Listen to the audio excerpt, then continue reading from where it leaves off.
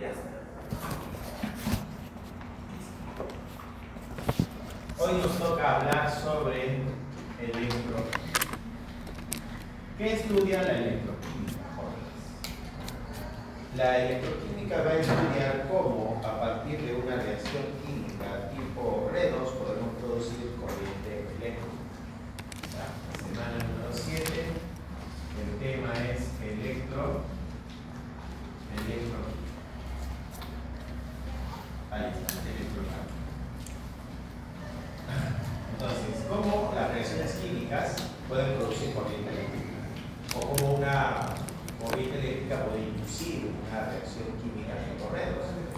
Eso va a estudiar la electroquímica. Entonces vamos a poner acá. Vamos a tener una reacción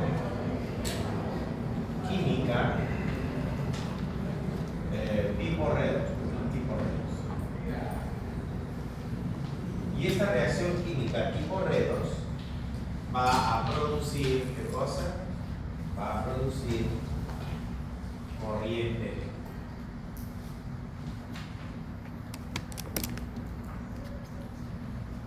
Ahí está. O la corriente eléctrica puede inducir una reacción química tipo redox, ¿no? Entonces, acá hay dos procesos.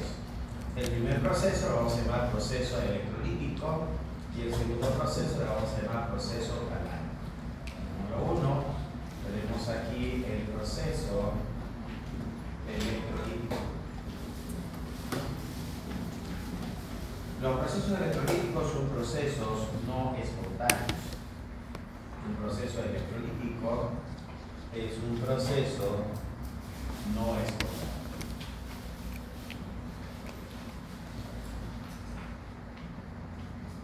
Es un proceso no espontáneo. En cambio, un proceso galvánico sería el otro proceso.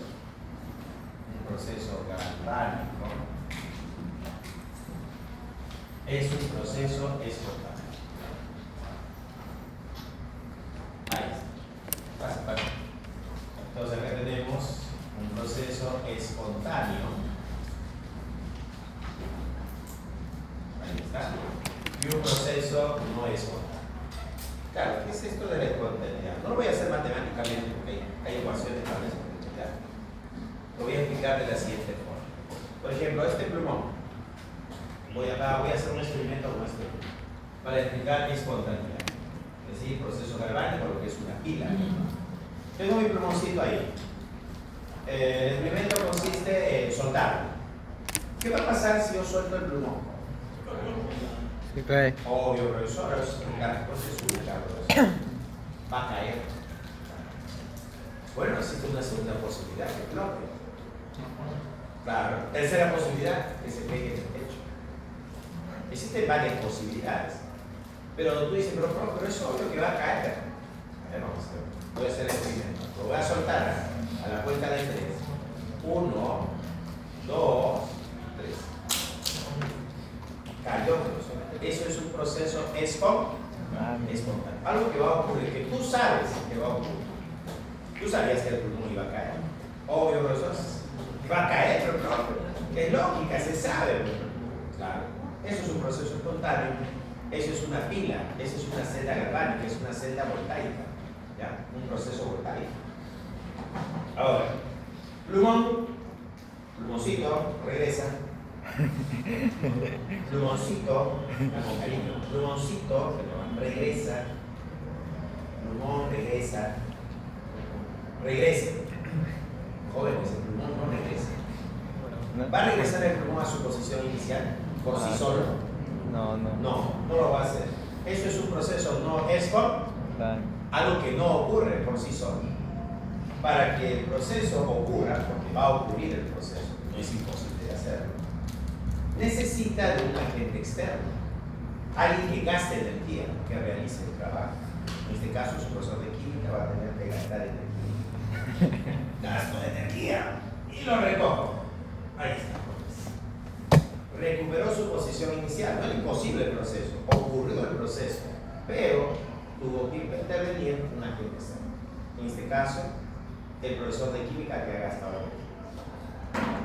Esto también lo podemos comparar con las caídas de agua. Si tú tienes acá una masa de agua, ahí está la masa de agua, y esta masa de agua encuentra un desnivel, ahí está el desnivel, el agua ¿qué hace? Cae. El agua cae y sigue su camino. Ahí está, sigue su camino. Esto es un proceso espontáneo. Algo que sabemos que va a pasar. El agua viene de las zonas altas a las zonas bajas. Y cuando hay un desnivel se forma una cascada o una catarata. Eso es un proceso espontáneo, algo que ocurre, que sabemos que va a ocurrir. Un proceso no espontáneo es tener acá un desnivel y tener agua acá abajo y ver que el agua sube. Ustedes han visto que el agua sube por un desnivel y sigue su camino. ¿Hace esto de acá? No, profesor, no. El agua no, en la naturaleza el agua no hace eso. Pero ¿será imposible de hacer eso? No, no es imposible. Sí se puede hacer. ¿Sabes cómo sería? Yo te daría 2 baldes y te pongo acá en la zona baja donde está el agua. Te digo ya, sube el agua a la zona durante toda la semana. Ya, pero después de una semana, después de 7 días subiendo agua, ¿cómo te vas a sentir? Cansado. Has gastado energía. Para que esto ocurra, alguien debe gastar energía. En este caso, tú has intervenido, tú has participado del proceso, tú has gastado energía, has logrado subir el agua. Algo que no iba a ocurrir por sí solo, ha necesitado hacerlo. Muy bien, y esto es un proceso no espontáneo. Esto de espontaneidad y no espontaneidad tiene ecuaciones matemáticas, pero no nos vamos a entrar en las ecuaciones matemáticas porque necesitaríamos ver varias leyes. Bien, pero esa es la idea. Esa es la idea. Vamos a comenzar por el primer proceso, el proceso electrolítico. Número 1. Proceso electrolítico. Ya, proceso electrolítico. Un proceso electrolítico, jóvenes, un proceso electrolítico es un proceso espontáneo. Hemos dicho eso, esto es algo espontáneo. Ya, es espontáneo. Y para analizar nuestro caso vamos a ver la electrólisis. Vamos a ver la electrólisis de una sal fundida. ¿Ya? De una sal. Por ejemplo, podría ser el cloruro de sodio sólido. La sal, cloruro de sodio sólido, no conduce la corriente eléctrica, es una mala conductora de la corriente eléctrica. Entonces la voy a calentar a una temperatura de 801 grados Celsius. Es decir, la voy a fundir, la voy a volver líquida. Ahí tengo la sal, pero líquida. Esta sal líquida en estado líquido ya puede conducir la corriente eléctrica. ¿Por qué? Porque el ion sodio se puede mover, se puede desplazar. Y el ion cloruro también se puede mover, se puede desplazar. Entonces la sal fundida, o sea, la sal en estado líquido, ya conduce la corriente eléctrica. Entonces esta sal fundida la voy a colocar en una celda, vamos a poner acá, una celda electrolítica. Vamos a colocar acá una celda electrolítica. Mi celda electrolítica va a tener la fuente, que hemos mencionado que es la que realiza el trabajo. Acá está la fuente. Ella es la fuente. La voy a conectar al electrodo. Entonces acá va a estar mi electrodo y acá va a estar mi electrodo. ¿Listo? Entonces acá colocamos al electrodo. No, acá tenemos un electrodo. Eso de acá, esta barrita es el electrodo. Y acá colocamos al otro electrodo. Listo, tenemos 2 electrodos. Ya está, ahí tenemos nuestros 2 electrodos. Pero este electrodo debe contener a la sal fundida y está caliente y 800 grados. Entonces vamos a colocar acá el recipiente, la cuba que lo va a contener.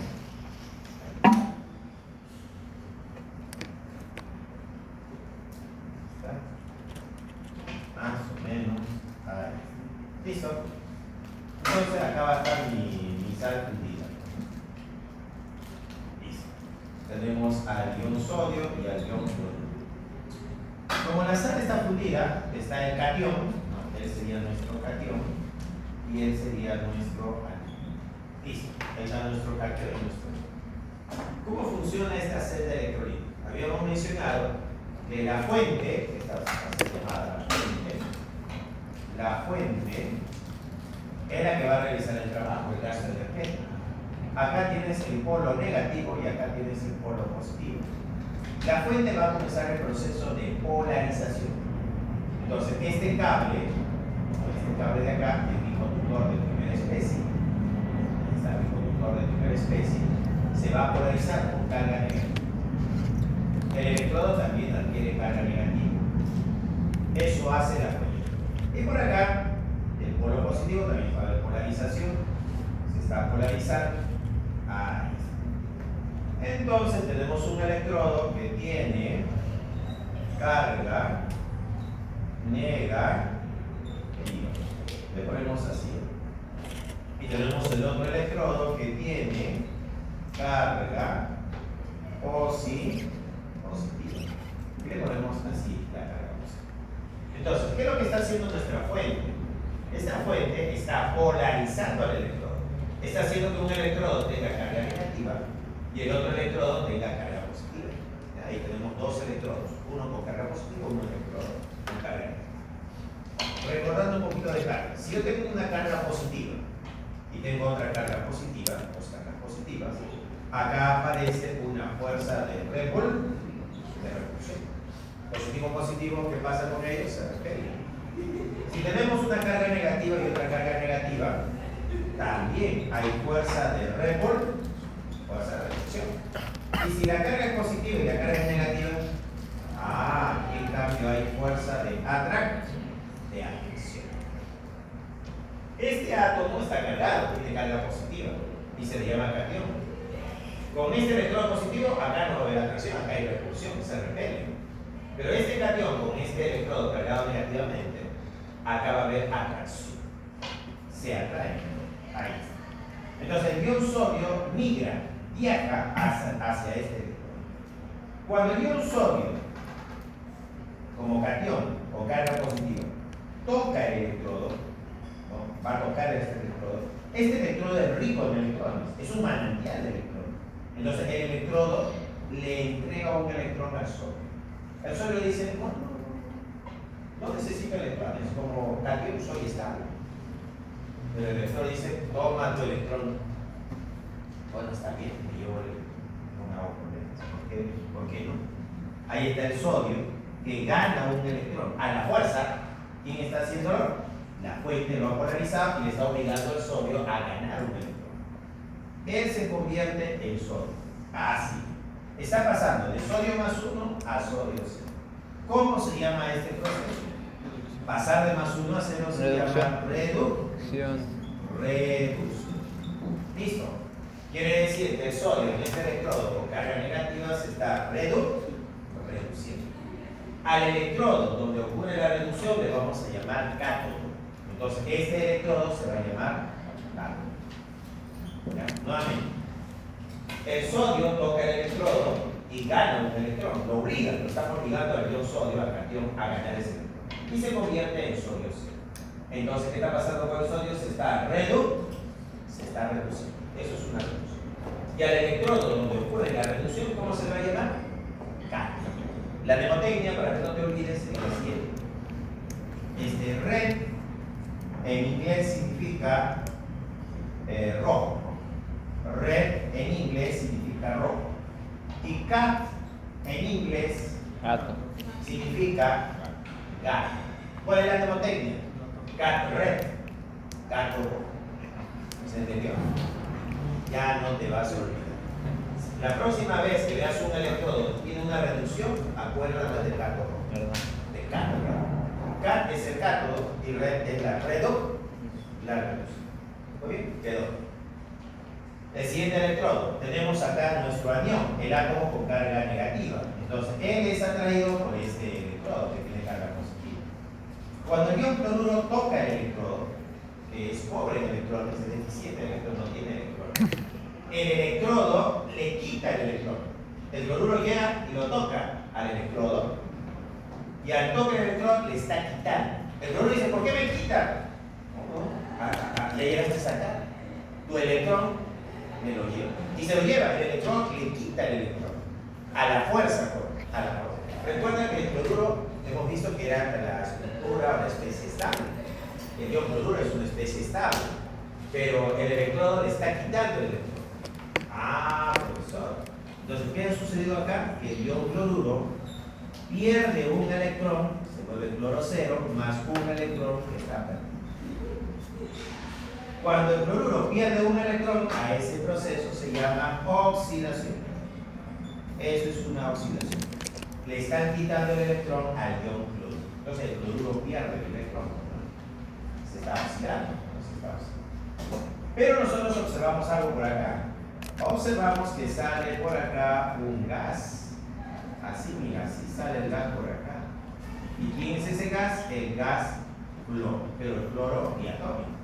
Entonces por acá está saliendo el gas, pero gas como gas diatómico, cloro diatómico.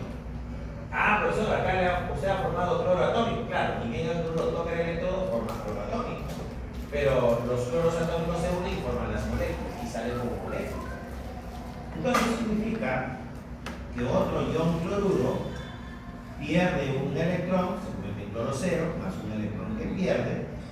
Sumamos esto de acá, cloruro más cloruro, serían 2 iones cloruros, y se estaría formando el cloro molecular más 2 electrones que se pierden.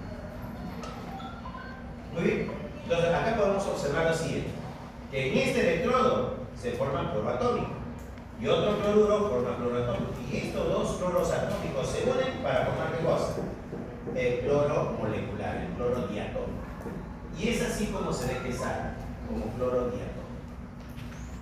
Listo, ya está. Al electrodo donde ocurre la oxidación, le vamos a llamar ánodo. Él es el ánodo. Listo, y ahí está. Mnemotecnia. ¿Cuál es la mnemotecnia? La palabra gaseosa acá. No sé si ustedes han visto ese programa para bebés. Tal vez quizás dudas. ¿No has visto ese programa? ¿Alguien sabe cómo se llama ese programa? Salen así, son pasoncitos. Los Teletubbies, ¿no? Los Teletubbies, Mira todo lo que tengo que hacer para que aprendan. Oxidación comienza con la letra O, vocal. Y ánodo comienza con la letra A, las dos son vocales. Ahí sale el OA, acuérdate de lo que listo, ya quedó, ya hizo cicatriz en tu cerebro. Ya hizo cicatriz. Vamos. Seguimos. Pongamos aquí. El tema de hoy, jóvenes, es electroquímica. La electroquímica estudia cómo las reacciones químicas pueden producir corriente eléctrica o cómo la corriente eléctrica puede inducir una reacción química importante. Van a haber dos procesos, los procesos electrolíticos, que son procesos no espontáneos. ¿Dónde vemos estos procesos? En los bañados en oro, bañados en plata. Tú habrás querido comprar, por ejemplo, un anillo bañado en oro o un anillo bañado en plata. No, profesor, anillo todavía, profesor, todavía soy muy joven. Ya, un arete bañado en oro, un arete bañado en plata. ¿Cómo creen que se hace el bañado en oro o bañado en plata? Porque yo supongo que el arete lo sumerge en oro y lo saca y ya está bañado en oro. No, así no es, joven. ¿Cómo vas a pensar eso? No, profesor, yo pensaba que era así, pues, bro, porque había oro fundido, lo sumergía, lo sacaba y ya estaba bañado en oro. No. Se tiene una canastita donde se colocan los aretes, los anillos, las cadenas, las medallitas. Todo se pone en esa canastita que se va a comportar como cátodo. Y voy a tener una solución de oro más 3. Se reduce el oro 3 a oro 0 en la superficie del anillo, en la superficie del arete, en la superficie de la medalla, en la superficie de la cadena. Es una electrodeposición. Y eso es un proceso electrolítico. El bañado en oro y bañado en oro. Puedes poner en el cátodo una cuchara, tu cuchara, pues, ¿no? O tu tenedor, o tu cucharita para tomar el desayuno. Pero sí, mi cuchara, puedo bañar mi cuchara en oro, claro. La cuchara sería el cátodo. y el oro se reduciría en la superficie de la cuchara. Tendrías una electrodeposición. Claro, cuanto más tiempo dejen pasar el sistema, la capa se va a hacer más gruesa de oro. Claro, va a costar más caro hacer eso. Más oro. El oro está caro. Muy bien, y eso es un proceso electrolítico. Un proceso galvánico. Jóvenes, proceso galvánico. ¿Dónde vemos el proceso galvánico? Bueno, en la pila del reloj de pared. A veces tú tienes, bueno, acá no hay reloj. A veces hay un reloj de pared y tú todos los días ves la hora y con eso te guías. Una vez me pasó que la pila del reloj se acabó y marcaba pues 5 para las 8. Y yo vi el reloj, uy, 5 para las 8. Me fui a hacer lo que estaba haciendo. Regreso, no me había olvidado que decía 5 para las 8. Veo, 5 para las 8. Ya, seguía haciendo. Jóvenes, cuando me di cuenta, era más de las 8. Estaba recontra tarde. Imagínate que le pase eso a tu reloj en la mañana, a las 4 de la mañana que te despierta. Va a venir acá. Sí, ahí hay alumnos que vienen, toman el carro a las 5 de la mañana. Sí. Ah, no, profe, yo cruzo la pista y ya llegué. Y ya tarde todavía. Dale, profe, no me mire, profesor. Entonces, los relojes de pared funcionan con pilas. Las pilas son celdas galvánicas, son procesos galvánicos. Los juguetes funcionan con pilas, por eso no compro juguetes con pilas. Sale caro estar comprando pilas cada rato. Y la bebé se llora cuando el juguete no funciona, no juega. Y la pila de Carol. Y hay que estar comprando la pila cada rato. Ya me pasó por el primer juguete. Todos los demás juguetes tipo celular, conectado a la corriente eléctrica. Ya no compro. ¿Se entiende la idea? No? Las pilas son caras. Las pilas son caras. Entonces, un proceso galvánico es un proceso espontáneo. Yo compro una pila, estoy comprando una reacción química. Esa reacción química está produciendo corriente eléctrica. Bien. Proceso electrolítico. Tenemos el caso de la electrólisis de una sal fundida. El cloruro de sodio sólido, ¿por qué no puedo trabajar con la sal sólida? Porque la sal sólida no conduce la corriente eléctrica. No me conviene trabajar con sal. Algunos de ustedes podrían decir, ya, agarro mi bolsa de sal, le pongo dos fierros, dos metales y hago mi electrólisis, ¿no? Pero la sal sólida te va a conducir a corriente eléctrica. No te conduce. ¿Qué tendrías que hacer con tu paquete de sal? Calentarlo a 801 grados Celsius. Profesor, eso es caliente. Claro, 100, 200, 300, 400, 500 grados, 600 grados, 700 grados, 801 grados Celsius. Y ahí la sal va a pasar de estado sólido a estado líquido. Y esa va a ser nuestra sal fundida. La sal fundida, ella sí puede conducir corriente. ¿Por qué no puede conducir? Porque los iones ya se pueden mover, se pueden desplazar. Muy bien. Aquí la celda electrolítica tiene una fuente, que es la que realiza el trabajo. Ella va a hacer la polarización de este electrodo. Le va a obligar al sodio a ganar un electrón y le obliga al sodio a reducirse. Claro, el sodio lo está obligando a ese ion a reducirse. Y la fuente polariza el electrodo y le quita el electrón al ion cloruro. Mira, le está quitando su electrón. ¿Quién hace eso? La fuente. ¿No? Eso está haciendo. Muy bien, entonces en un electrodo va a ocurrir la oxidación, a ese electrodo se le llama ánodo. En otro electrodo ocurre la reducción, a ese electrodo se le llama cátodo. Ahora vamos a ver los casos. Hay diferentes casos. La sal fundida es un caso. Vamos a poner por acá casos. No, los casos. Tenemos número 1, la electrólisis. Vamos a ver, electrólisis de una sal fundida. Por ejemplo, el cloruro de sodio. Entonces, en el cátodo, ¿qué se está produciendo? Sodio. Y en el ánodo, ¿qué se está produciendo? Clorogas. Ya, eso es lo que hemos hecho acá. Pero no es el único caso. Número 2, electrólisis de una sal acuosa. ¿Qué pasa si a nuestra salsita ya no la quiero calentar a 801 grados Celsius? Simplemente lo disuelvo en agua, más agüita. Ah, profesor, ¿qué pasa con el agua? Mira, cuando el agua participa del proceso, el agua también quiere reducirse, el agua también quiere oxidarse. Va a querer participar del proceso. Entonces, aquí el sodio más 1 quiere reducirse, pero ahora tiene competencia, el agua también quiere reducirse. Los dos quieren reducirse. Entonces, ¿qué nos dice la teoría?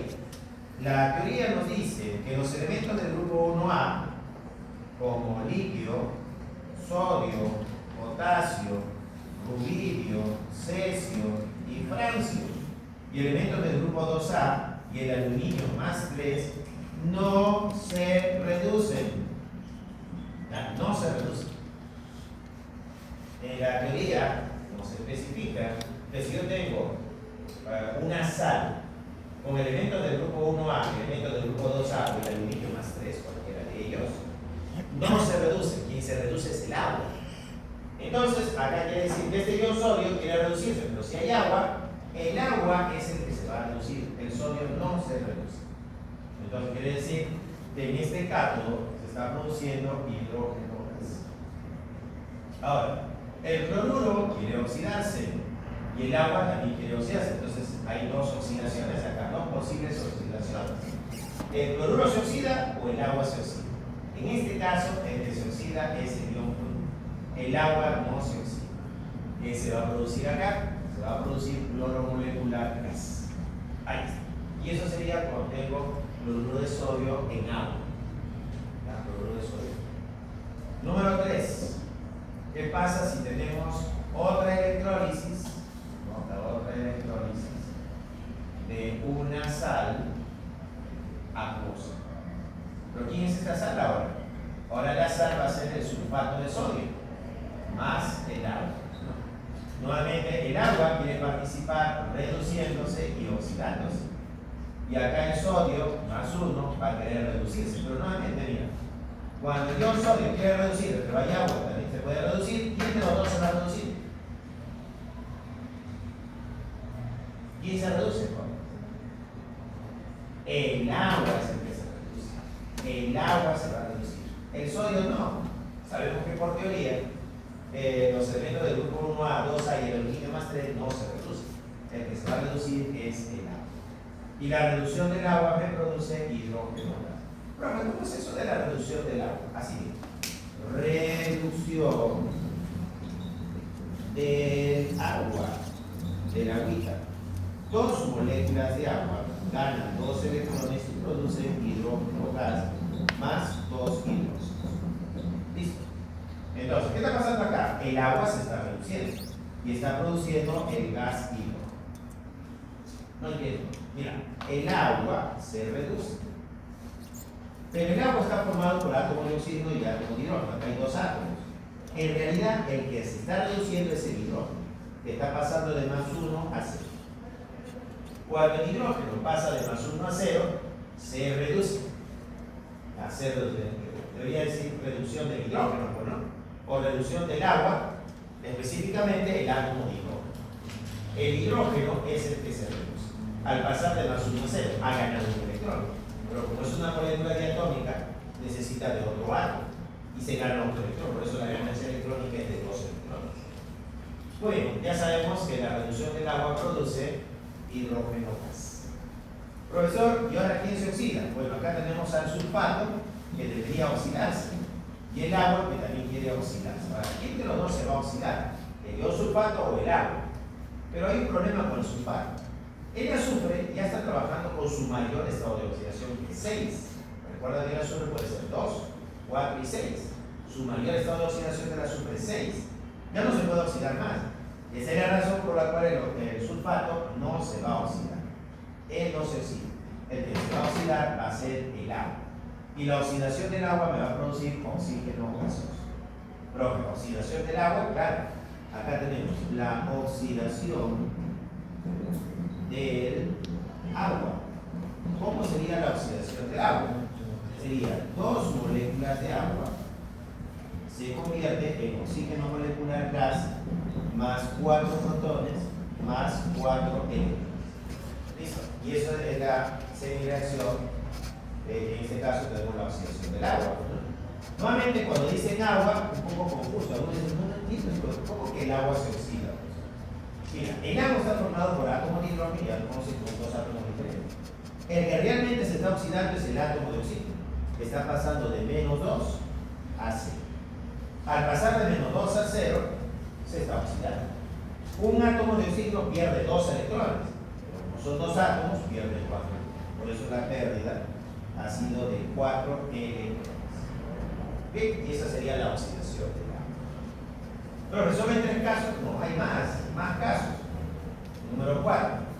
Podríamos poner acá el caso del ácido clorhídrico. Si ponemos el caso del ácido clorhídrico, el hidrógeno se reduce y va a producir acá en el cátodo hidrógeno gaseoso. Y el cloro se oxida, produciendo acá cloro molecular gas. Podemos poner un quinto caso, que sería el caso del ácido sulfúrico, donde el hidrógeno se va a reducir, produciendo gas hidrógeno en el cátodo, y el sulfato no se oxida, porque uno podría pensar que se oxida, no se oxida, sino es el agua que va a suplir la oxidación. Y la oxidación del agua produce oxígeno gaseoso. Y ahí están los casos, ahí están los casos. Muy bien. Presentados ya los casos, ahora pasamos a las leyes de Faraday. Primera ley de Faraday. ¿Qué nos dice Faraday? Faraday nos dice, primera ley de Faraday. ¿Qué es lo que va a calcular Faraday? ¿Qué nos dice Faraday? Faraday nos dice que se puede calcular la masa de sodio que se deposita acá. En este electrodo hay una masa que se va a depositar. Esta masa 1 vamos a llamar, se puede calcular por la primera ley de Faraday. Entonces, por la primera ley de Faraday, vamos a calcular la masa de sodio o la masa de una sustancia depositada en un electrón. Entonces, ponemos acá. La masa de la sustancia X va a ser igual al peso equivalente de la sustancia X multiplicado por la intensidad, multiplicado por el tiempo, todo dividido entre 95. La masa va a estar expresado en gramos. La intensidad va a estar expresado en amperio. Y el tiempo va a estar expresado en segundos. ¿Ya? Si el tiempo me lo dan en minutos, hay que pasarlo a segundos. Si el tiempo me lo dan en hora, hay que pasarlo a segundos. La intensidad hay que trabajarlo en amperios. Si me dan miliamperios, hay que pasar de miliamperios a amperios. Y nos faltaría el peso equivalente. ¿Qué cosa es este peso equivalente? Por ejemplo, en nuestro cátodo, el sodio se estaba reduciendo. Lo ponemos por acá. En el cátodo ocurre la reducción. El sodio más 1 gana un electrón y se convierte en sodio. Entonces, el peso equivalente del sodio va a ser igual al peso atómico del sodio, que es 23, o a su masa molar, dividido entre teta del sodio. Entonces, acá sacamos que el peso equivalente sería 23 gramos sobre mol, la masa molar, sobre el parámetro teta. ¿Cómo se calcula el parámetro teta para procesos redox? En un proceso redox, teta es el número de electrones transferidos. Aquí yo tengo un electrón transferido. Como hay un electrón transferido, teta sería igual a 1. Hay una réplica práctica que le dice que el metal tiene una carga y esa carga es teta. Funciona, es válido, pero no siempre. Hay casos donde eso no ocurre, ¿no? Entonces, en la mayoría de problemas puedes asumir la carga del metal y esta carga, que es 1, sería el valor de teta. Esa es la reglita. Pero la definición nos dice que teta es el número de electrones transferido. Acá se ha transferido un electrón, entonces teta vale 1. Entonces tenemos por acá, esto es un equivalente por mol. Se cancela mol con mol y me quedaría que el peso equivalente para el sodio es igual a 23 gramos sobre equivalente. Listo. Hemos calculado el peso equivalente para el sodio. Entonces, el sodio es el que se está depositando. Acá vean dos formas de calcular. Para el cloro que se forma inicialmente y luego cuando los cloros se unen y forman la molécula. En ambos casos, el peso equivalente tiene que ser el mismo, no me puede salir diferente. Entonces voy a ver el caso atómico, la formación del cloro atómico. Tenemos acá, en el ánodo, ¿no? en el ánodo ocurre la oxidación. El ion cloruro se transforma en cloro atómico más un electrón que pierde. Entonces, el peso equivalente para el cloro atómico sería igual a la masa molar o peso atómico del cloro, que es 35,5 sobre teta. Entonces, el peso equivalente sería igual a 35,5 gramos sobre mol dividido entre teta.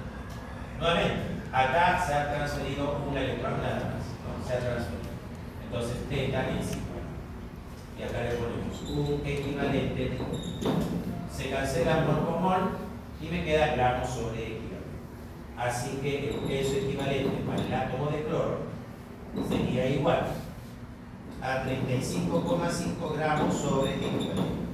Y hemos calculado el peso equivalente del cloro atómico. Profesor, pero lo que sale de este electrodo no es cloro atómico, es cloro diatómico, es el gas cloro, esta molécula. Podemos calcularlo también para la molécula. Nuevamente decimos que dos iones cloruro forman el cloro molecular a 2 iones. Entonces, el peso equivalente para la molécula de cloro sería igual a 2 veces 35,5 sobre teta del cloro, ¿no? Del cloro diatómico, de la molécula. Entonces, el peso equivalente para el cloro diatómico sería 2 por 35,5 gramos sobre mol dividido entre teta de cloro. Pero para formar esta molécula, la transferencia electrónica ha sido de ¿cuántos electrones? 2 electrones.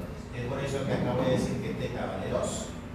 Entonces acá sería 2 equivalentes por, listo, mol con mol se cancela y el peso equivalente del cloro molecular sería igual a 35,5 gramos sobre equivalente. Listo. En ambos casos, el peso equivalente sale igual, tanto para el cloro atómico como para el cloro molecular. Y en la separada están viendo para el cloro molecular. La respuesta es 35,5. Bien, y así hemos comprendido cómo se calcula el peso equivalente. El peso equivalente de una sustancia. Ahora pasamos de la primera ley a la segunda ley. ¿Qué nos dice la segunda ley? La segunda ley de Faraday. ¿Qué nos dice la segunda ley de Faraday? Bueno, con la primera ley de Faraday he calculado la masa depositada de un electrodo. La segunda ley de Faraday me permite relacionar la masa en dos electrodos. Por ejemplo, acá hay una masa que está saliendo, ¿no? Esta es una masa número 2. Este gas que se produce tiene masa 2. Y el sodio que se deposita, que se pega al electrodo, es la masa 1. Yo puedo establecer una relación entre ellos dos, entre el ánodo y el cátodo. Acá yo voy a poder decir, en el ánodo y en el cátodo podemos relacionar la masa depositada en el ánodo, la masa 2, es el peso equivalente 2, como la masa en el cátodo, masa 1, es el peso equivalente 1. Bueno, para que tenga relación. Y esa es la segunda ley de Faraday. Establecer una relación entre la masa y el peso equivalente que va a ser igual a la masa entre el peso equivalente. Pero masa entre el peso equivalente también se reconoce como número de equivalentes. Aquí se cumple que entre el ánodo y el cátodo el número de equivalentes gramos 1 va a ser igual al número de equivalentes gramos. Se cumple esa igualdad. Entonces, entre el ánodo y el cátodo, el número de equivalentes gramos de la sustancia que se deposita en el ánodo debe ser igual al número de equivalentes gramos de la sustancia que se deposita en el cátodo. Muy bien, datos adicionales. Por ejemplo, una mol de electrones es igual a 96.500 coulombs aproximadamente. Una mol de electrones va a ser igual a un Faraday. Ya va a ser un Faraday. Eso quiere decir que un Faraday también es igual a 96.500 ohms. Eso sería el Faraday. Entonces, una mol de electrones es aproximadamente 96.500 coulombs. Una mol de electrones sería un Faraday Y un Faraday sería igual a 96.500 ohms. Ahora sí, pasemos al segundo proceso. El segundo proceso es el proceso galvánico. Número 2. Vamos a poner acá que ahora tenemos al proceso galvánico. Proceso galvánico. ¿Cómo es un proceso galvánico? Hemos dicho que los procesos galvánicos, acá está, un proceso galvánico es un proceso espontáneo. Es decir, una reacción química tipo redox produce corriente eléctrica. ¿No? Eso es un proceso galvánico. Más conocida como pilas también, ¿no? Pilas. Entonces vamos a poner acá un proceso galvánico, un proceso espontáneo. Un proceso espontáneo. Una pila muy famosa llamada la pila de Daniels. Daniels trabaja con el zinc sólido, más el sulfato cúprico acuoso. Esto va a producir, ¿qué cosa? El sulfato de zinc acuoso, más el cobre sólido. ¿Listo? Y esta es la reacción química que le pertenece a la pila de Daniels. Tenemos acá el zinc que es 0 y acá el zinc que es más 2. El zinc ha pasado de 0 a más 2, sufre una oxidación. Y el cobre más 2 está pasando al cobre 0. Entonces el cobre sufre una reducción. En la reducción se gana electrones, se gana 2 electrones. Y en la oxidación se pierde 2 electrones. ¿Listo? Ahora, si yo tengo el contacto del zinc con el sulfato cúprico, la reacción redox va a ser interna y no puedo aprovechar el flujo de electrones. Y yo quiero aprovechar ese flujo de electrones. Entonces voy a construir una celda galvánica. ¿Cómo sería una celda galvánica? Una celda galvánica sería el zinc convertido en electrón. Entonces acá tengo una barrita de zinc. Y el cobre convertirlo en un electrón. Entonces acá tengo el cobre. Entonces ellos van a ser mis electrones. Tengo un electrodo de zinc y voy a tener un electrodo de cobre. Un electrodo de zinc y un electrodo de cobre. Ahora, la oxidación y la reducción tengo que separarlos. Y lo voy a separar de esta forma.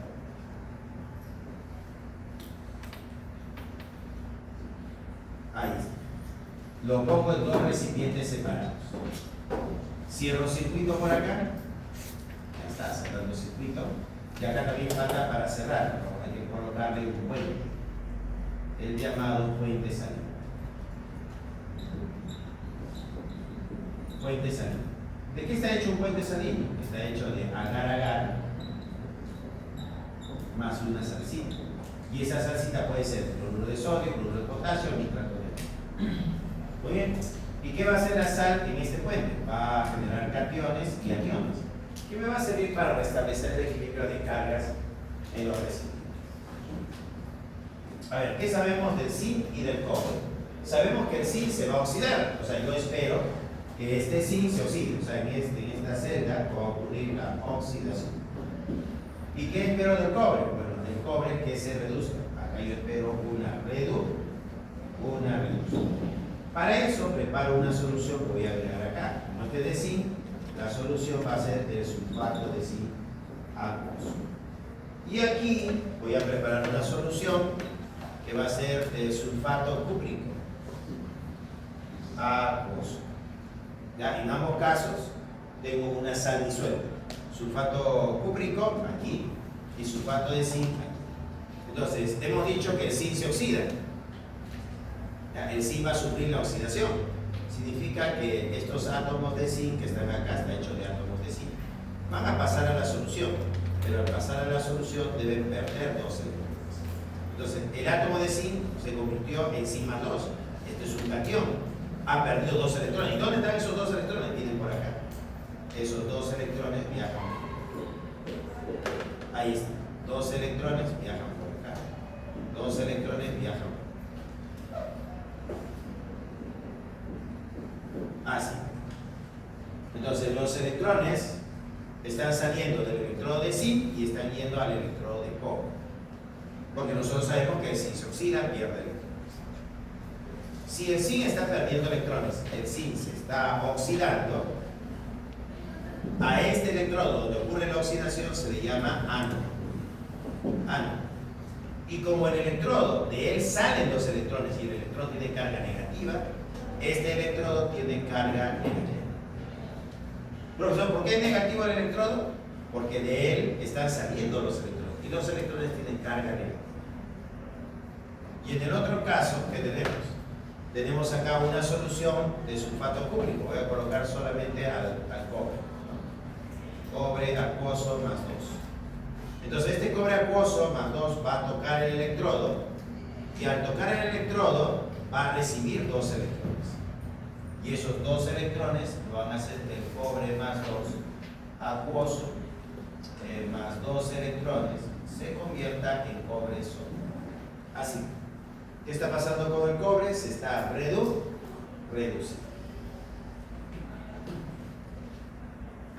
Entonces, en este electrodo, que es el electrodo de cobre, ocurre la reducción. Si este electrodo donde ocurre la oxidación y ese ánodo tiene polaridad negativa o carga negativa, este electrodo donde ocurre la reducción va a tener la polaridad positiva. Ahora, ¿cuál sería la notación o diagrama de la celda? Para diagramar la celda,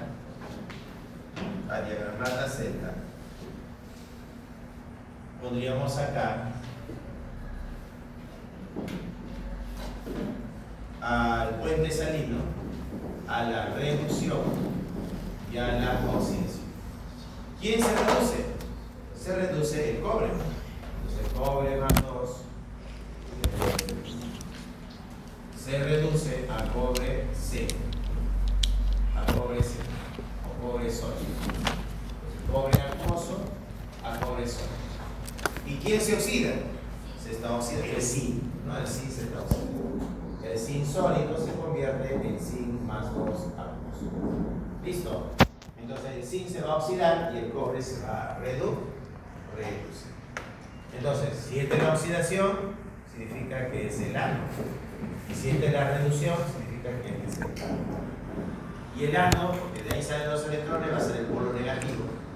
Y este electrodo es el cátodo que tiene carga positiva o polaridad positiva. ¿Qué me faltaría? ¿Qué pasaría si yo le pongo acá un voltímetro? ¿Qué marcaría el voltímetro? Con un voltímetro, jóvenes, ¿qué marcaría el voltímetro? El voltímetro va a marcar la diferencia de potencial entre estos dos electrodos. Entonces pondríamos acá, ¿qué ponemos? El potencial estándar de la celda va a ser igual al potencial estándar de reducción del cátodo menos el potencial estándar de reducción del ánodo. Así. Voy a tener que restar el potencial de reducción del cátodo menos el potencial de reducción del ánodo. Pero para eso necesito los potenciales. Le pongo por acá. Tenemos al zinc sólido, se convierte en zinc más 2 acuoso, más 2 electrones. Y en el caso del cobre, el cobre sólido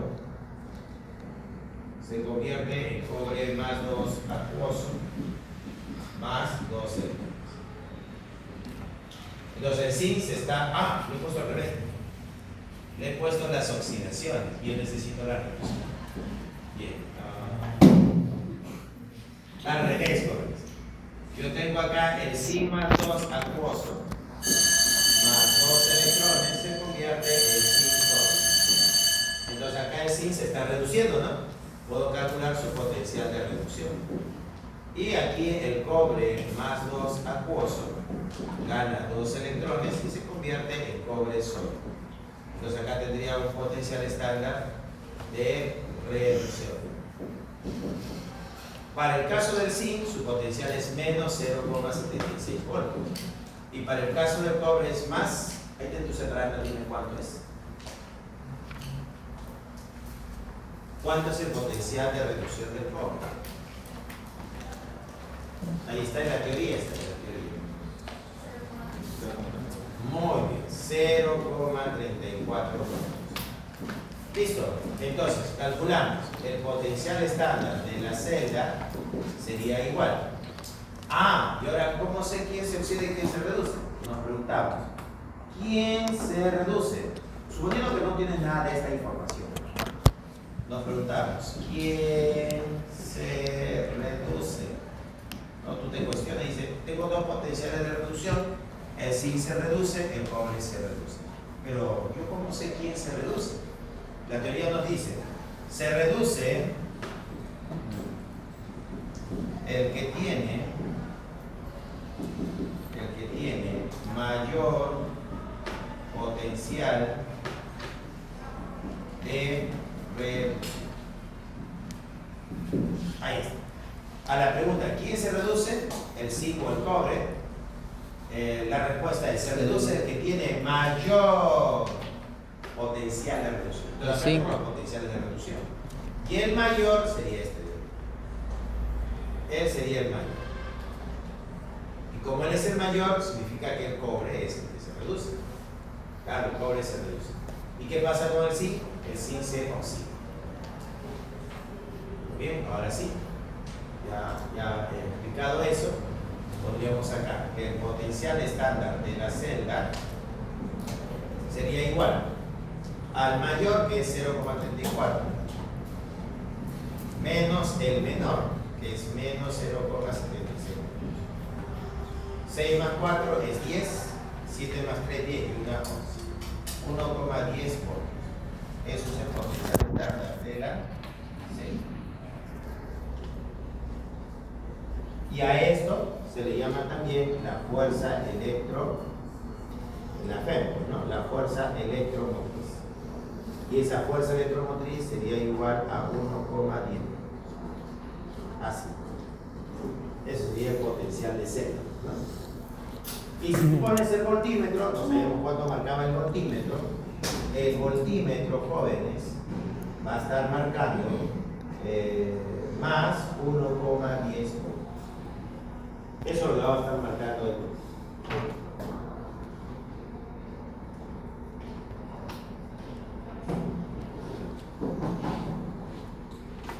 Ya está. Muy bien, y esa es la teoría, creo que más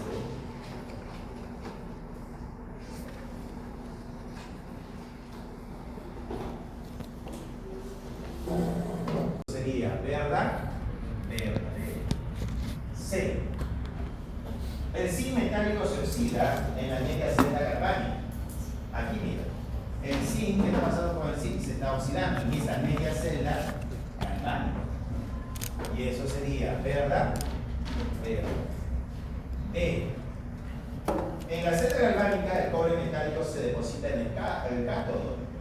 Claro, en estas medias celdas galvánicas el cobre es 2 pasa a cobre 0, cobre metálico se deposita en el cátodo. No le he puesto el nombre, ¿no? No le hemos puesto. Mira, acá sí le puse ánodo a él. ¿Y qué faltó aquí? Cátodo. Claro, este electrodo donde ocurre la reducción, ¿cómo se va a llamar? Cátodo. No, él es el cátodo. Faltó ponerle su nombre, él se llama cátodo. Y eso es verdadero. También el cobre es el que se deposita en el cátodo.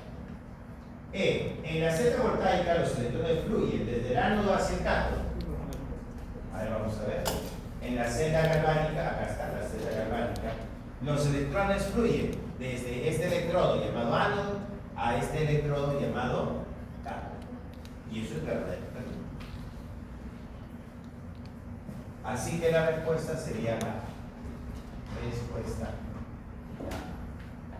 Problema número 2. Nos dice, en un experimento,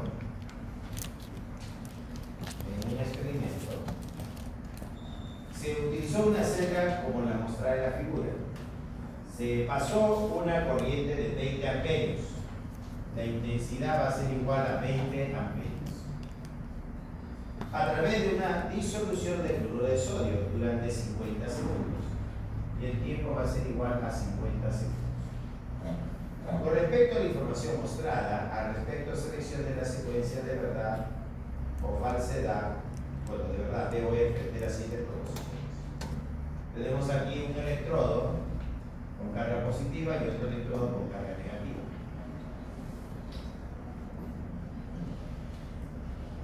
Tenemos la sal acuosa. Tenemos acá el cloruro de sodio con agua. De acá sería la número 1 y esta sería la número 2. Se conectan a la fuente.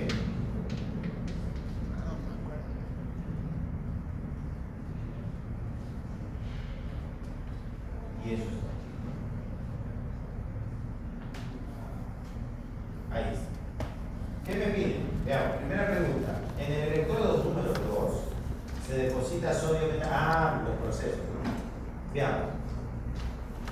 El sodio va a querer reducirse. Pero como hay agua, el agua también va a querer reducirse. ¿Quién de los dos se reduce? ¿El iosodio o el agua? El agua. El agua se reduce, ¿no? Se reduce formando ¿qué cosa? Por acá va a salir el gas hidro. Eso va a ser la reducción del agua. La reducción del agua produce gas hidro. Por acá el cloruro quiere oxidarse y el agua también quiere oxidarse. ¿Pero quién se oxida? El cloruro. El agua no se oxida. Entonces por acá va a comenzar a salir el gas cloro de. ¿Listo? Entonces, en este electrodo ocurre la oxidación y en este electrodo ocurre la reducción. Este electrodo se va a llamar ánodo y este electrodo se va a llamar ánodo y cátodo. Ahora sí, primera pregunta, número 1. En el electrodo número 2, o sea, en el cátodo, en el electrodo 2 se deposita sodio metálico. No, pues. El sodio no se está reduciendo. Quien se va a reducir, ¿quién es? El agua. Entonces, decir que se deposita sodio metálico, eso sería falso. 2. En el electrodo 1, acá está el electrodo número 1, que es el ánodo, se formó 0,74 gramos de cloro gaseoso. ¿Cuántos gramos de cloro gaseoso se van a liberar? Entonces voy a utilizar la primera ley de Faraday. La masa depositada de cloro va a ser igual al peso equivalente del cloro multiplicado por la intensidad por el tiempo sobre 96.000. Entonces la masa depositada de cloro sería igual al peso equivalente del cloro. Un peso equivalente sería 2 veces 35,5 dividido entre 2. ¿No? Eso sería su peso equivalente. Multiplicado por su intensidad, 20 amperes. Multiplicado por el tiempo, 50 segundos. Todo esto dividido entre 96.000. Entonces la masa de cloro depositada es igual. Bueno, este 2 se va con este 2, 2 ceritos se va con 2 ceritos. Bueno, hay que operar. Ay, ¿cuántos salió? ¿Qué me quedó? Me quedó 35,5 por 2 por 5 dividido entre 965. Me queda 0,37 gramos de cloro orgánico. 0,37. Pero en la separata no me han puesto 0,37. Pregunta número 2. Me han puesto 0,74. No es 0,74. Eso es falso.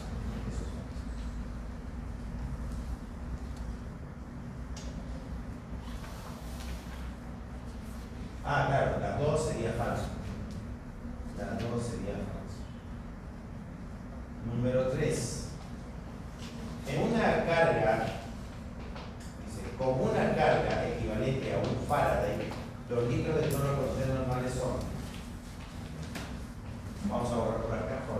Estoy borrando, ya borré. No.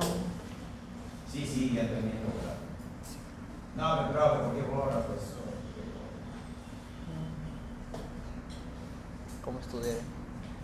Ya está. Entonces, ¿qué tenemos acá? Dice que se va a liberar 11,2 litros de cloro. Esa es la pregunta número 2. Dice, una carga equivalente a un Faraday, los litros de cloro a condiciones normales son 11,2.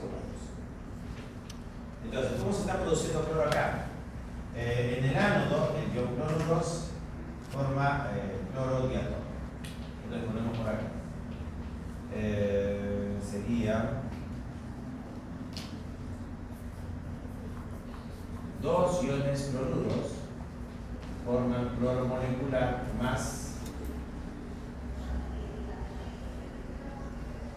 2 electrones, ¿no? Así. 2 electrones que están acá. Entonces, multiplico acá por mol y tendría 2 moles de ion cloruro forma 1 mol de cloro más 2 mol de electrones. Ahora, 1 mol de cloro gaseoso a condiciones normales, su volumen sería 22,4 litros. Y 2 mol de electrones, ¿qué cosa es? Por acá les puse. Acá está. 1 mol de electrones es 96.500 Coulomb, pero 1 mol de electrones también es un Faraday. Entonces decimos acá, si yo tengo 2 mol de electrones es como tener 2 Faradays. Entonces también como una relación directamente proporcional entre los Faradays y el volumen. 2 Faradays producen un volumen de 22,4 litros. Pero si tengo un solo Faraday, ¿qué volumen sería? 11,2. ¿Qué dice por acá? Con una carga equivalente a un Faraday, los litros de cloro a condiciones normales son 11,2. Sí, eso sería verdad. Entonces la tercera es verdadera. Falso, verdadero, la D de la. Entonces acá la respuesta sería la D. Ok, está bien. ¿Qué problema quieren que haga? ¿Cuánto te sale? Todas personas. Para explicar las 7. Problema número 7. En el problema 7 nos da la plata más 1 más un electrón. Se forma plata sólida, plata acuosa. De más 1 a 0 se está reduciendo. Potencial estándar de reducción de la plata sería más 0,79 voltios. Luego tenemos al zinc. Al zinc más 2 acuoso más 2 electrones se forma el zinc sólido, con un potencial estándar de reducción para el zinc de menos 0,76. Luego tenemos aquí al cobre más 2 acuoso más 2 electrones. Esto me da el cobre sólido con un potencial estándar de reducción igual a más 0,34 voltios. Y finalmente tenemos el aluminio más 3 acuoso más 3 electrones, y esto me da aluminio sólido con un potencial estándar de reducción igual a menos 1,65. Me piden el caso mínimo y máximo. ¿Cómo resuelvo esto? Bien. Para determinar el mínimo y el máximo lo voy a hacer así. Voy a colocar los potenciales de mayor a menor. 1, 2, 3 y 4. El mayor de todos es más 0,79 voltios. Y eso le pertenece a la mitad. Le sigue el cobre con 0,34 más 0,34 voltios. Sería el cobre. El cobre. Le sigue en valores el zinc más 2, y el zinc más 2 tiene menos 0,76 voltios. Y al final está el aluminio más 3, un potencial de menos 1,66. Como quiero el valor máximo, ¿no? La pila con el mayor voltaje, que más el voltímetro marque el máximo valor, tendría que trabajar con los extremos. El mayor con el menor, ¿no? Entonces ahí calculamos aquí la variación. Sería más 0,79 voltios menos 1,66 voltios. Entonces la variación va a ser igual. Menos por menos me da más. Y hay que sumar. ¿Cuánto daría esta suma? 0,79 más 1,66. 2,45. Entonces acá me va a salir más 2,45 voltios. Ya, ese va a ser el valor máximo, el mayor potencial de la célula, cuando trabajemos con la plata y el aluminio, porque están en extremos opuestos.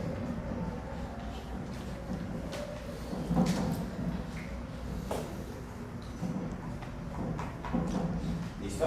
Entonces, ¿qué significa eso? Que la celda galvánica a considerarse la plata, que es la que se reduce, la plata más 1, línea de separación de fases, se forma plata. Y esa sería la plata. Ahí está. ¿Y quién se oxida? El aluminio, ¿no? El aluminio. Acá sería el aluminio sólido, se convierte en aluminio macizo. Ambos. Entonces, el aluminio se oxida, la plata se reduce. Oxidación, reducción. Y ese sería el caso máximo. Entonces, en el caso mínimo, bueno, aquí hay que calcular aquí cuánto sería el diferencial, aquí cuánto sería el diferencial, y aquí cuánto sería el diferencial. Entonces, hay que restar el mayor menos el menor. El mayor menos el menor. El mayor menos el menor. Ya vamos a hacer esa resta. Para este primer caso va a ser 0,79 menos 0,34. Vamos a poner acá 0,79 menos 0,34.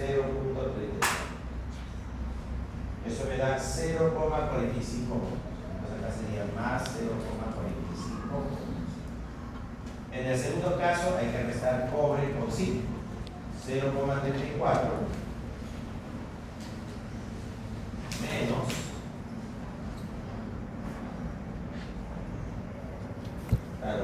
0,34 menos, que sería más 0,76.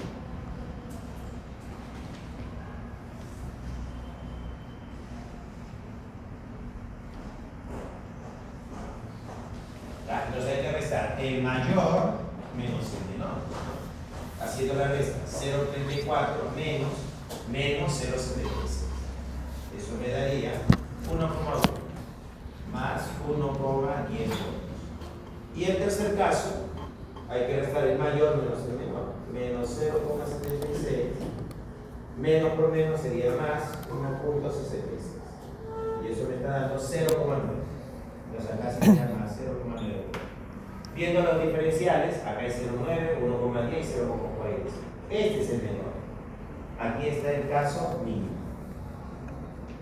O sea, la celda con el mínimo voltaje va a ser de 0,45. Es entre la plata y el cobre. Entonces, en la segunda celda sería la plata se reduce de plata más 1 a plata solo. ¿Y quién se oxida? Se va a oxidar el cobre. Va a ser el cobre sólido que se convierte en cobre más 2 ácido. Y eso sería la respuesta, la C.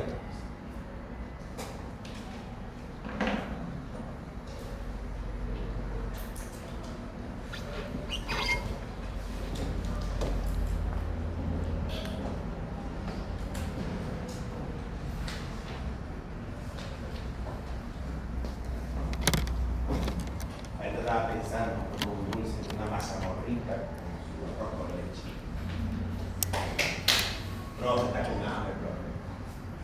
Estaba pensando en un pollo a la brasa con sus papitas. No siga, bro, no siga. Se pasó por la mente antes. El cobre, esta placa de cobre, este rubito de cobre, va a servir de conductor. ¿Quién va a recibir estos 4 electrones? Viene por acá el oxígeno más 2 moléculas de agua. Ahora, lo que tengo acá es una película de agua.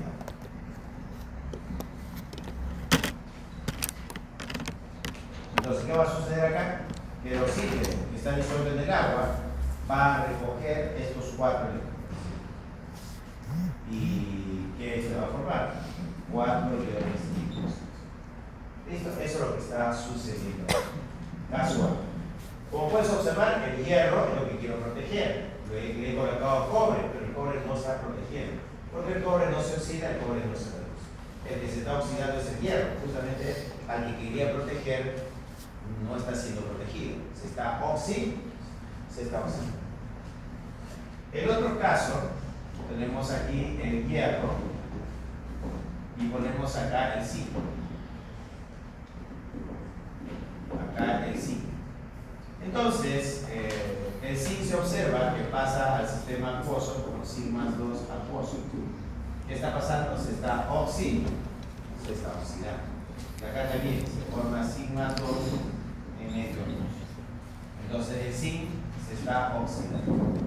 Mientras que, claro, al oxidarse acá pierde 2 electrones, al oxidarse acá pierde 2 electrones. Se juntan estos 2 electrones, tenemos ahora 4 electrones.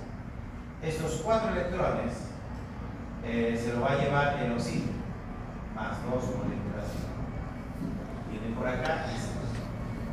Entonces se está formando 4 hidróxidos.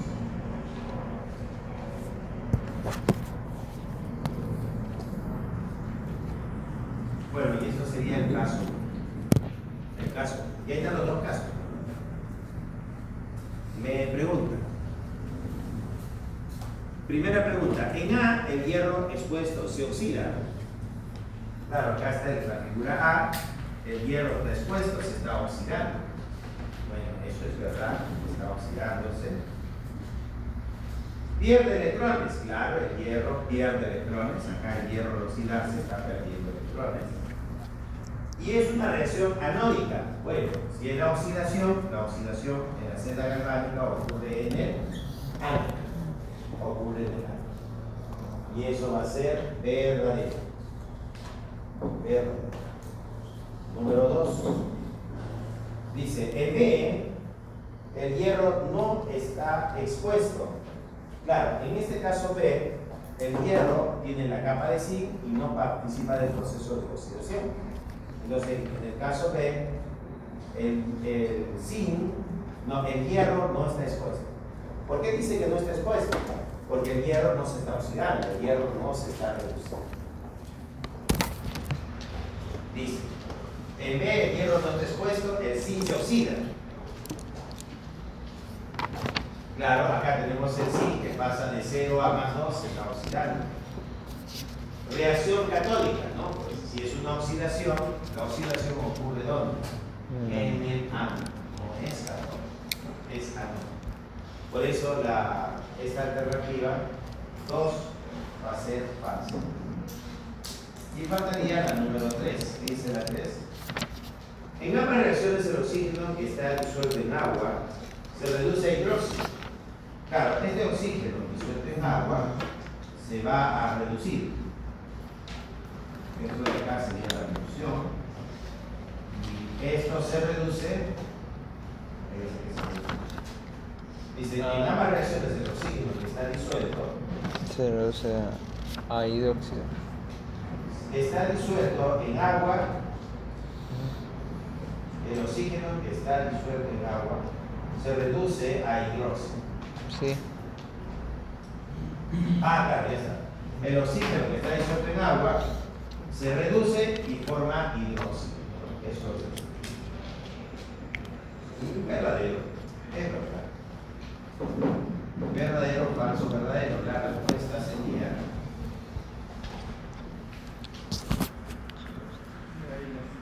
¿dónde está? Ah, ya. la E. La E sería la pregunta. Ya, esa sería la pregunta 3. Vamos por la pregunta 4.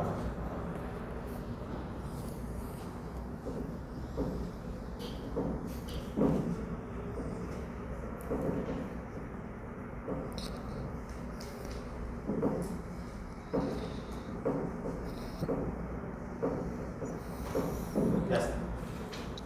Pregunta número 4. Me hablan de la electrólisis del ácido sulfúrico. Le ponemos acá número 4. Problema número 4 va a ser la electrólisis del ácido sulfúrico. Electrólisis del ácido sulfúrico. Entonces acá tenemos al ácido sulfúrico, ¿no?, que se va al cátodo y se va al ánodo. Entonces el hidrógeno se reduce y la reducción va al cátodo, ¿no? En el cátodo ocurre la reducción y se produce hidrógeno. El sulfato no se oxida, y se va a oxidar es el agua. El agua se oxida produciendo oxígeno molecular.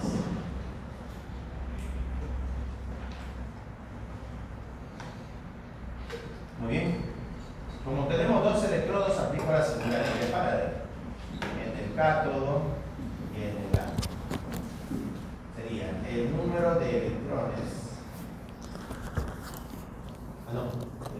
Segunda ley de Faraday sería el número de equivalentes gramos. 1, que en este caso sería el hidrógeno que se está produciendo acá. El número de equivalentes gramos del hidrógeno va a ser igual al número de equivalentes gramos del oxígeno. Sí, eso sí. Entonces, en el cátodo, el número de equivalentes gramos de hidrógeno va a ser igual al número de equivalentes gramos de oxígeno. ¿Pero qué cosa es el número de equivalentes? No es otra cosa que el número de moles del hidrógeno por θ del hidrógeno. Y esto va a ser igual al número de moles del oxígeno por θ del oxígeno. Ahí está. Profesor, pero no me están dando el número de moles, me están dando el volumen. Claro, acá me dicen que el volumen es 4,48. 4,48 por 10 a la menos 2 metros cúbicos. Nada más. Entonces, ¿qué tengo que hacer? Este volumen tengo que pasarlo a volumen molar o a volumen expresado en litros. Y eso, para eso utilizo el volumen molar, que sería 22,4 litros por mol. Pero, profesor, metros cúbicos y litros no están en la misma unidad. Un metro cúbico es igual a 1000 litros.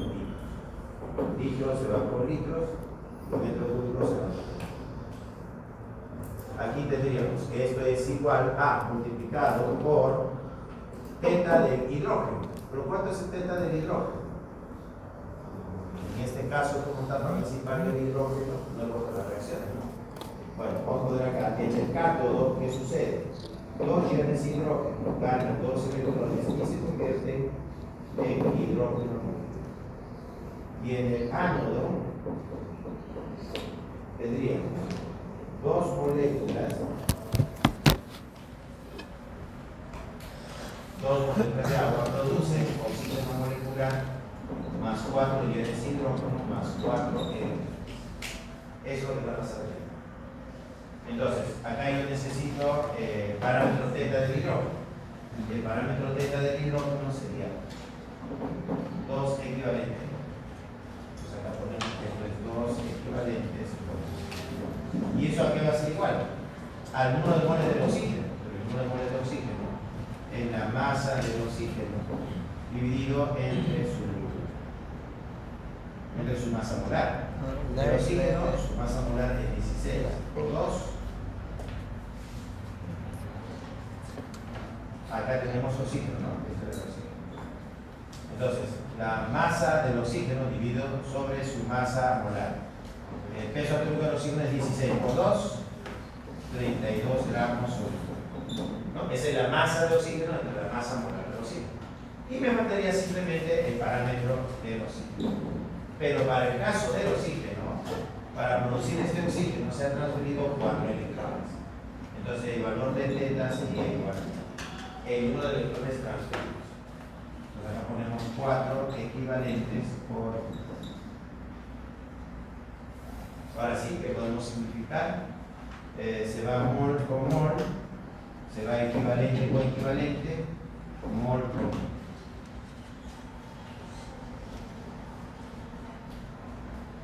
Bueno, ahora faltaría operar. ¿Cuánto sería eso? 10 a la menos 2 por 10 al cubo. Me da 10 por 4,48, 44,8. Entre 22,4 me sale 2. Todo esto de acá, operando, me sale 2 litros. Ya, 2 litros. Multiplicado por 2 debe ser igual a la masa del oxígeno por 4 dividido entre el 32. ¿Y qué tenemos acá? Tenemos que 2 por 2 es 4. Con este 4 se va a hacer. Me quedaría finalmente que la masa del oxígeno sería igual a 30 gramos. O que la masa del oxígeno sería igual a 3,2 gramos. En notación científica sería 3,2 por 10 a la 1 sería, ¿no? 10 a la 1 gramos de oxígeno. Entonces la respuesta es 3,2 por 10 a la 1. La A, problema 4, la respuesta es la alternativa. Problema 5. ¿Qué dice el problema 5? Tenemos dos potenciales, el de la plata y el magnesio. Tenemos el potencial de la plata acuosa, gana un electrón y se convierte en plata. Con un potencial estándar de reducción de más 0,80 voltios. Y luego tenemos el magnesio más 2. Tenemos el magnesio más 2 electrones, se forma magnesio sólido con un potencial estándar de reducción de menos 2,37 voltios. La primera pregunta dice, la representación del diagrama de celda es. Si digo que es un diagrama de celda, esto es un proceso galvánico. Un proceso galvánico. Y los procesos galvánicos son procesos espontáneos. Entonces, están pidiendo el diagrama, ¿no? Su diagrama sería colocar aquí la reducción y aquí la oxidación. ¿Quién se reduce? Acá tenemos dos potenciales, menos 2,37 y más 0,80. ¿Quién de los dos se reduce? El que tiene mayor potencial. Él se reduce. ¿Ya? Él se reduce. Entonces pondremos acá que la sustancia que se reduce es la plata. La plata más 1 acuoso, concentración 1 molar, se convierte en plata sólida. ¿Y quién se oxida? Bueno, si el magnesio no puede reducirse, él tendrá que oxidarse. Sería magnesio sólido, y una separación fácil, magnesio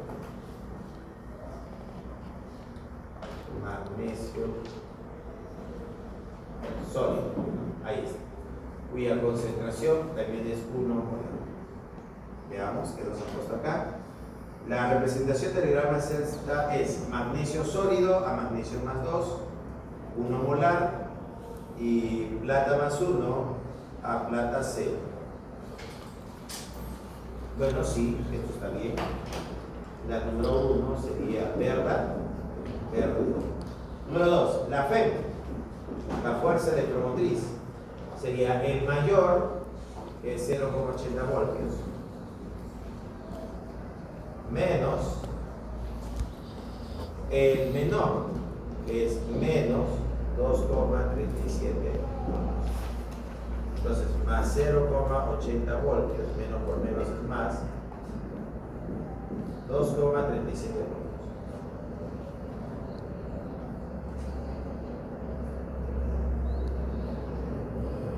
Bueno, hay que sumar. ¿Cuánto sale la suma? ¿Ya lo calculaste? que sumar. Sería 0,80 más 2,37. 3,17, ¿no? Sale más 3,17 y eso sería la fuerza electromagnética. Y en la separata han puesto 3,17 voltios y eso sería verdad. Y la número 3, la reacción es espontánea. Claro, si es un proceso galvánico, es un proceso espontáneo. Verdadero. La respuesta es verdadero. Todas son verdaderas. La D de la.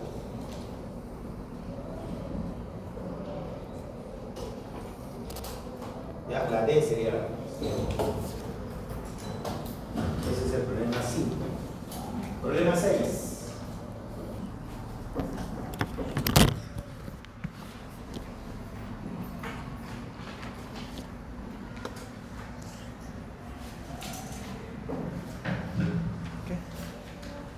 Problema 6. ¿Qué dice el problema 6?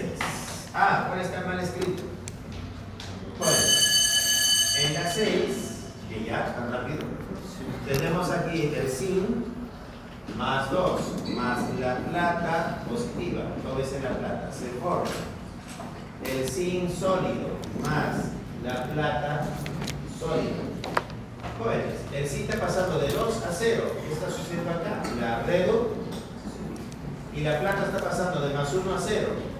¿Qué está pasando acá? La reducción. Los dos no puede ser reducción. Red no puede ser. Esto está mal. Por eso la primera voy a decir que está mal. La segunda. Tenemos platino. Tenemos hierro más 2, que pasa a hierro más 3. Bromuro, que pasa a bromo molecular. Y platino.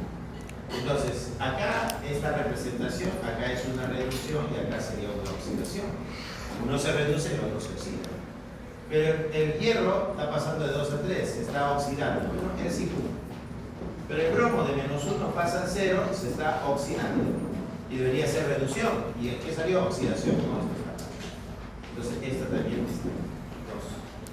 2. Y la tercera, jóvenes, tienes acá la plata, el cloruro de plata.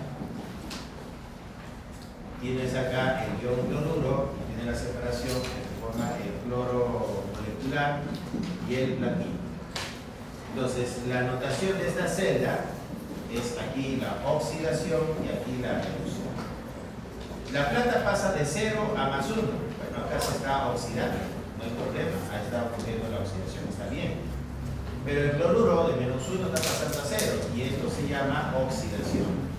Mira, no coincide. Esto está mal. Es por eso que la respuesta es falso. La respuesta es la alternativa. Ya la S de la respuesta es la 6. En la 7 ya está, la 8. Acá tenemos una gráfica, jóvenes, donde tenemos el voltaje y el pH. Acá es 0, 4, 8 y 12. Aquí tenemos menos 2,5, menos 2, menos 1,5, menos 1, menos 0,5, 0,00, más 0,5 y más 1,5. La gráfica me muestra entre menos 1 y 2, que se detiene en 4, se va para arriba, se baja y en 8 sube. Aquí tenemos al aluminio elemental. Por acá tenemos al óxido de aluminio, que es el compuesto. Por acá tenemos al aluminio oxígeno 2 con carga negativa, que es el ion poliatómico. Y por acá tenemos al aluminio más 3. Dice acá, primera proposición, cuando el sistema tiene un potencial de 0,5 voltios, o sea, acá, y un pH de 2, el puntito va a estar por acá, mira, este es el puntito. El puntito me indica el estado, ¿no? Cuando el sistema tiene un potencial de 0,5 voltios, un pH igual a 2, se presenta el aluminio en su forma de compuesto. No, este puntito no está en la zona de compuesto. Eso sería falso. Entonces, para la pregunta número 8, la primera proposición es falsa, porque este punto está en la zona del ion, no del compuesto. a un pH mayor a 12. Por acá está mayor a 12, está en esta zona. Y nos dice, hay mucha posibilidad de obtener un sistema que presente al aluminio en su forma de ion poliatómico. Aluminio, oxígeno 2 por carga menos 1 es su forma poliatómica. Y tiene mucha posibilidad, porque es toda esta área. Y eso sería verdadero. 3. A un pH fisiológico. ¿Cuál es el pH fisiológico? 7,3, 7,4. Y un potencial de menos 2,5 voltios. Sería más o menos por acá, y menos 2,5 estaría este punto. Este punto pertenece a esta área, que es el aluminio elemental. Dice, ¿el aluminio se presenta en su forma elemental? Sí, verdadero. La respuesta es la C. De la tarea, 1, 2, 3 y 4. 1A, 2C, 3, la D de lado y la 4, la I. Bien, eso ha sido todo.